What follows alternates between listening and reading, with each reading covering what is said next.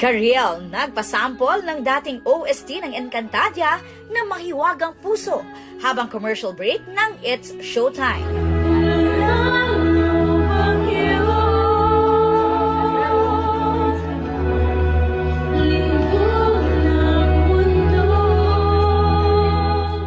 Si Kariel ang gumanap na Sangre Alena sa 2005 version ng Encantadia.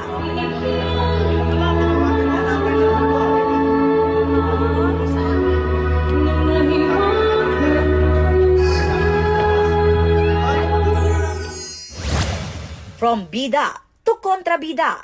Sa X, ipinost ni Kera Mitena played by Rian Ramos ang larawan nila Hara Cassandra na ginagampanan ng kanyang real-life bestie na si Michelle D.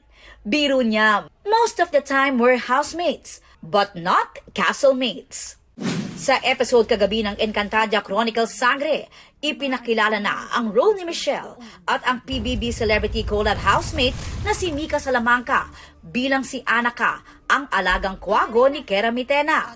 Ayon kay OIC for GMA Entertainment Group Cheryl Chingsi, hindi basta-basta ang pagpili sa bawat cast at kanilang magiging karakter sa mega series.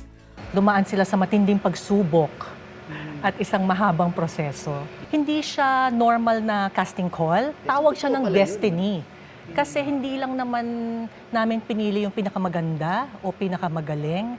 Ang hinahanap namin ay yung mga artista na kayang i-continue yung legacy at kayang mangalaga ng brilyante sa loob man ng serye o sa labas. Aubrey Carampel nagbabalita para sa GMA Integrated News. Huwag magpahuli sa mga balitang dapat niyong malaman. Mag-subscribe na sa GMA Integrated News sa YouTube.